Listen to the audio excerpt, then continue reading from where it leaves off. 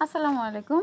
আমি এখন কিভাবে হাইড্রোপনিক পদ্ধতিতে ঘাসের চাষ করতে হয় সেই জিনিসটাই আমি আপনাদেরকে দেখানোর চেষ্টা করব।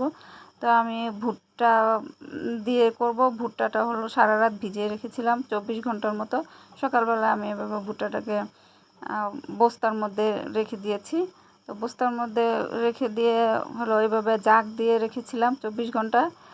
তো এবং 24 ঘন্টা পরে আমি আবার এইটাকে ঢেলে দিয়েছি। তো এটাকে আমি আবার ঢেলে দিয়েছি ট্রের মধ্যে।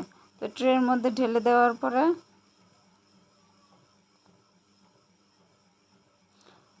3 দিন পরে আমি আবার এটা খুললাম। খোলার পরে দেখলাম যে গেরা হয়েছে।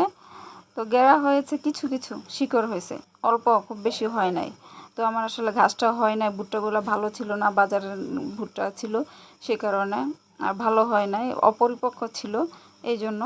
তো আমি এখন যে কয়েকটা অল্প কিছু গেরা হয়েছিল এগুলো আমি আবার মাটির মধ্যে রোপণ করে দিয়েছি। এগুলো যাতে ঘাস হয় কি হয় না আমি ঠিক জানি না, তবে এগুলো হলো দিয়ে দিলাম। কেয়ার করা পুরোটাই লস প্রজেক্ট হয়ে গেছে আমার এটা। তো আমি এখন মাটির মধ্যে এটা লাগিয়ে দিয়েছি। দিয়ে আমি একটু পানি দিয়ে দিলাম, একটু সামান্য পানি দিয়ে দিয়েছি, যাতে ঘাসটা হয় কি না আমি সঠিক জানি না।